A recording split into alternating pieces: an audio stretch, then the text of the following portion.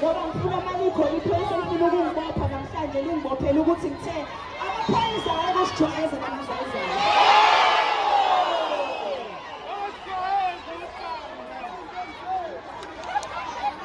Ngithi mina amaphoyisa ayabasijwayeza namazayizana. Ngiyangizwa ngithini? Philippi lawo abaloku asibuka abaloku asilunguza namazayizana.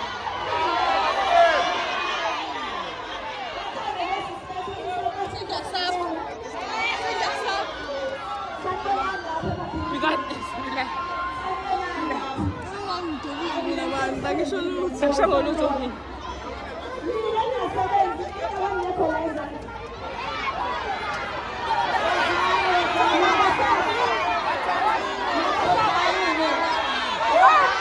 Well, the purpose of today's march is going to the police and to the government to say that we've got places like Point Road where there are South Africans who are always scared to go there. Actually, majority of South Africans don't like going there because it's known as a place for Nigeria. Now that doesn't even make sense in your own country, that you can have places where there's South Africans who are not feeling safe going there. There's crime, there's drugs, there's all kinds of illegal activities. So we want our police to take that place seriously. There's also hijacked buildings. There's a lot of things. So we just want to make sure that we send a message, a very strong message that says that we are South Africans and we will not have no-go areas.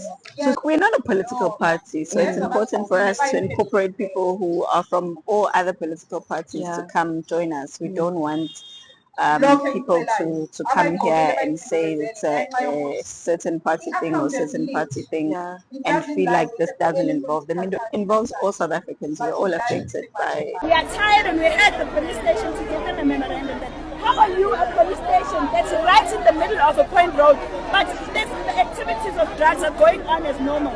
There's places that we can point that we know. Like here they sell drugs, here they sell, but the police station is here. It can't be normal. We can't go like this. How are our children going to survive in a world where police are part of the criminals? What some of the issues that are part of the memorandum? Some of the issues that are in your memorandum, they should be handed over to the police. Well, mostly it's to tell police to do their job, first of all. We can't be compromised because the police are supposed to be protecting us, are protecting the people that they're not supposed to be protecting. Second to that, the same police are supposed to be helping with the metropolis in the city, alongside our government, who's also on a beach party instead of sorting this out. Removing these people, all these shops, because most of them are not compliant. These buildings have been hijacked. We keep getting people. You see there at Eddington, we have our members stationed there every day. We have adults here, living here, who are telling us every day that they don't want to live here because they keep getting evicted from people from Congo or Nigeria or Ethiopia or something. How are we supposed to feel safe in South Africa if our police are not protecting us? So it's the hijacked building, it's the drugs, it's the crime, it's the undocumented people living here. We are tired. It's the businesses that they are running here that are not legitimate businesses. I mean, abafethu ngiyazizwa nje fese ikhalo zabantu ngamaphoyisa. Yabo nje kule march ebikhona la eThekwini. Le ezama ukulwisana nabantu bokufika. Yabo fethu amaphoyisa hey mfethu angazi umsebenzi wawo uthi yini ayikabi makukhona amaphoyisa kule mhlawumbe iphoyisa lizobona le video le hayi siyaxolisa kodwa hayi asikho happy into eniyaziyo nje ukusihlaba amathikithi nje edrobheni masipakile kwama loading zone niloke nitshela ngathi lapha yana acting all superior uyabona nje angazi le uniform ukuthi nenzani abanye beniyanhlanyisa nje kwangempela abanye benu nje yanisanganisa nje leya uniform mase kufanele kuhambe kuyoboshwa labantu laba badayisa idakamizo lapha nabokufika niyahluleka and you guys know exactly where those people are, you know exactly where they are selling from, niyabazi ukuthi badayisa ini badayisa kephi nithatha imali from bona ngisho I'm not saying nonke by the way, so mawuthinteka uzazi ukuthi part of labantu engikhuluma ngabo awuzama ukushintsha ngeke asikho happy ngani whether you metro noma useps nje anike nihlukana kuloke niharasana nathi edrobheni niloke nizenza izinto ezintswempu la kuthina liloke lisixhaphaza lapha nedrobheni ukuthi sapaka ekutheni. There's the real criminals there. Hamba nobopha laba abantu lapha abadayisa ama-drugs, badayisa ngey'ngane zamantombazane, benza wonke umsangano lapha. They've taken over South Beach, they've taken over Albert Park. Hayi bafethu, hayi vela nisheshe nisitshele nje ukuthi niyabasaba, nisinikeze lezo y'bhamu sinenzele umsebenzi wenu. Finish. And where sifanele ngabe nisebenzisana nathi, nisebenzisana nomphakathi ukuthi labantu bahambe, labantu bokufika ngoba bayamosha, bayangcolisa edrobheni. Into eniyaziyo nje ukuloke nisifayina nje ama-parking tickets. Hey mfethu, yabo nje umetro, uwest umetro. Yabo lezi iy'ntwana lezi eyiqashiwe manje zakametro, nalabo my sister laba abaqashiwe manje kametro, hayi abasisanganisa leya uniform, hayi abasisanganisa. Umuntu umbuka nje ukuthi akusilona-ke nje iphoyisa nje leli, kodwa ke asikho lapho. Hey bo mfethu, uthola ukuthi uphakathi emotweni. Okay, shapa upakile kwi-parking. Maybe you parked on a loading zone, kodwa uphakathi emotweni. Hayi qhamuka my sister. Hayi bo my sister mfethu, hayi ngiyasuka angihleli. Sengiqaleni ukubhanga. How? Mfethu, niyasangana nina straight. Niyasangana nje straight. The real police work. Naye South Beach, the real police work. Naye ko Albert Park, like dayiswa khona ngey'ngane, like dayiswa khona ama-drugs. Nisaba amazayizayi nizoxhaphaza thina nje. Ngoba nakho nisena nikeza uniform eblue nesigqoko. Kwathiwa nje go and be Superman. Manje nizoba uSuperman ekuthini. Hayi bafethu, ayingeke sikhathele nje. Angifuni uqamba amanga. Ukuthi le authority amaphoyisa ayithathapha ukuthi azoxhaphaza thina. Angazi nje, ngeke ngize ngikutshele. And mina ke kanqeni-ke nje bafethu nje ukusho nje. Hayi ngeke siswami waze wayitshela-ke bo. Hayi cha, waze wayitshela, waze waphakama bo. Ngeke ungibophele ukuthi ngithe uphakeme. Siyawazi amalungelo wethu. Kuphinde kube ngathi siyadelela, kodwa niyahluleka ukuthi nenze umsebenzi wenu. And by the way, disclaimer, angisho ukuthi nonke akhona amaphoyisa right. Ngiyacabanga ukuthi ubaba Mkhwanazi is a good example of that, ukuthi akhona amaphoyisa right. Kodwa bafethu ngeke, you guys can do better. Nje. Ake leya badge nje naleya oath enithathayo maningene emaphoyiseni, ake nithathe serious. Ake nje nithathe serious. It's not a pass yokuthi nifike nizoxhaphaza thina. Hayi nina sicefe kabi nje. And nansi into engihlezi ngisho. Yabona ama-politicians ase-South Africa azoqhatha impi yokugcina, and ngiyayisaba into ezokwenzeka. Yes, into ezokwenzeka ngiyayisaba. Because ilapha yangaphansi leli bhodwe liloligxabha kancane.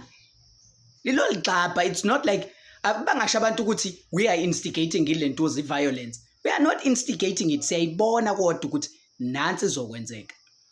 If kuukuthi nizoqhubeka as politicians and judge ama-South Africans from afar and continue outflank amalentuza ama-South Africans, niwabekele kude, nikhohlwe iwona, nithi to hell with South Africans, forward with ama-illegal foreigners. Lawa athi mayebona ama-South Africans protester abashaye ngopendo mnyama. Today that's what happened. That is why laba bantu babona sebenza lento abayenzayo, which is why it's turning violent, because the people that started impi are the people that were there in the flats abathrowe upende omnyama to the protesters of March and March. Yes, and if we continue like this, there's a lot that is going to happen, guys. There's a lot that is going to happen.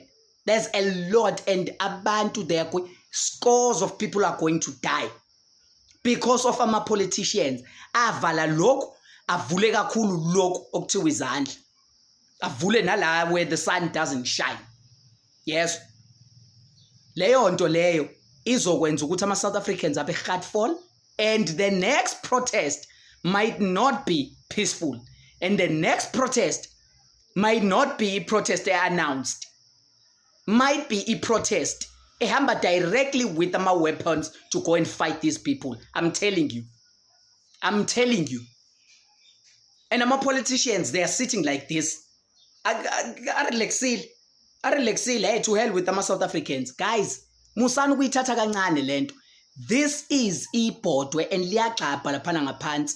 The next thing that is going to happen is the biggest thing, and I don't know what you're going to say, Bantu, if scores of people are going to die. And that is when la uzo react khona uthi hayi manini kancane, let's understand. And yet you don't understand them mind, South Africans. Guys, let's try to understand your side and let's try to understand their side. You understand? It makes no sense. Hey, to hell with Operation Tutul. Okay, to hell with much and much. People, nama politicians. Uyabona uhulumeni ka-ANC uma lento ningayithathi serious. Liyama foreigners. Uma nicabanga ukuthi kuyadlalwa. Ningajoyini idudula. I-march to march. Ningayijoyini. Nizoluza inqwaba amavoti ngiyanitshela.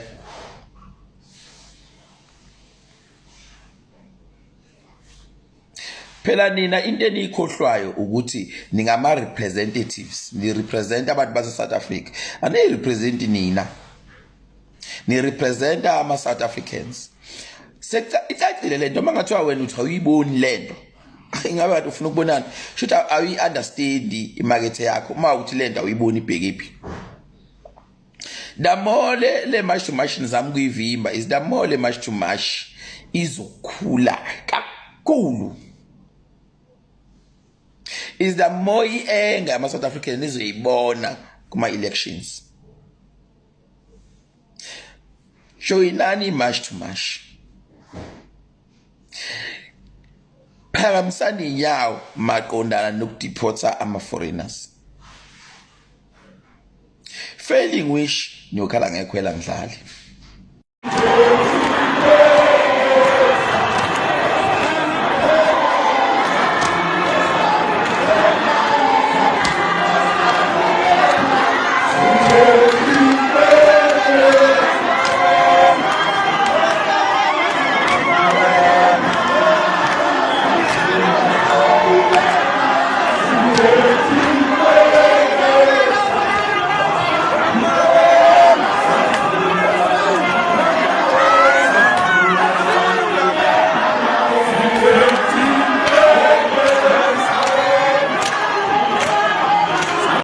Hello Mzansi, welcome to Mkosi Mzansi. If today is your first time visiting this channel, please do the right thing and click the subscribe button. Yabona lento ema phoyisa ukuthi protect ama foreigners that really are gonna make things worse, because bantu base South Africa bayabona ukuthi ama foreigners are protectwa amaphoyisa.